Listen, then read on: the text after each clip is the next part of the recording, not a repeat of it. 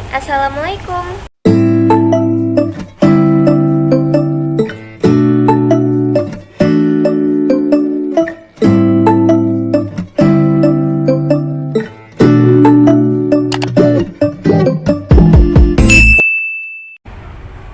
Kembali lagi bersama Ira. Di sini Ira mau menjelaskan bagaimana sih sistem akuntansi syariah dan bagaimana sistem pengelolaan keuangan akuntansi syariah. Pertama-tama kita akan membahas bagaimana sih konsep dalam akuntansi syariah. Mungkin banyak yang belum tahu bahwa akuntansi adalah cabang ilmu ekonomi yang saat ini perkembangannya sangat pesat di semua sektor, baik swasta maupun publik. Ternyata, konsep dasarnya telah diperkenalkan oleh Al-Quran lebih dulu. Jauh sebelum Lukas atau Bapak Akuntansi memperkenalkan konsep akuntansi double entry bookkeeping dalam salah satu buku yang ditulisnya pada tahun 1949.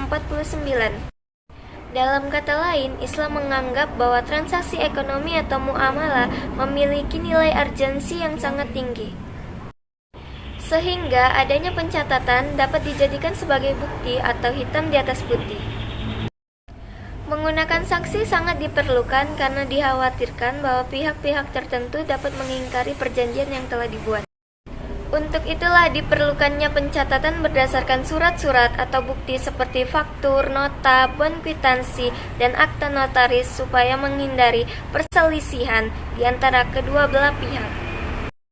Pada perkembangan selanjutnya, bahkan akuntansi Islam ini sangat berkembang dengan pesat. Juga di Indonesia, hal ini terbukti pada bank yang menggunakan konsep akuntansi syariah lebih bertahan menghadapi krisis ekonomi dibandingkan dengan bank umum lainnya. Adanya prinsip akuntansi syariah yang diperkenalkan oleh Islam yaitu sebagai berikut. Yang pertama, sistem bagi hasil seperti mudharabah dan musyarakah. Yang kedua, sistem jual beli seperti murabahah, salam, dan istihna. Yang ketiga, prinsip sewa seperti ijarah. Yang keempat, prinsip titipan seperti wadiyah. Dan yang kelima, prinsip penjaminan seperti rans. Karakteristik perbedaan antara sistem akuntansi syariah dengan akuntansi konvensional yaitu dalam prakteknya akuntansi syariah tidak mengenal riba, tidak menggunakan konsep time value of money, dan tidak menggunakan bagi hasil. Tujuan dari diperolehnya akuntansi syariah yaitu mendapatkan laporan hasil yang benar dan akurat untuk perhitungan zakat. Konsep dasar atau basic konsep adalah pernyataan atau asumsi yang pernyataannya itu tidak perlu lagi dibuktikan kebenarannya, karena secara umum telah dibuktikan kesesuaiannya. Menurut Bolkoy, seperti yang dikutip oleh Rosjidi, konsep dasar akuntansi adalah entitas, kesinambungan, unit pengukuran, dan periode akuntansi. Selanjutnya kita akan membahas bagaimana sih sistem pengelolaan akuntansi syariah.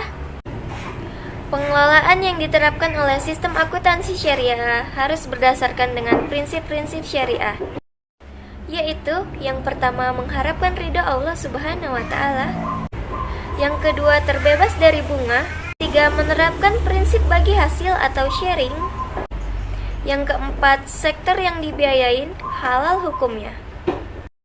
Lalu ada nggak sih larangan dalam sistem pengelolaan syariah? Ada. Oh my God! Yaitu yang pertama riba atau bunga, yang kedua masyir atau bertaruh, yang ketiga gharar atau bersifat tidak jelas, dan yang keempat boros. Itulah beberapa penjelasan tentang konsep akuntansi syariah dan sistem pengelolaannya. Semoga bermanfaat. Dadah.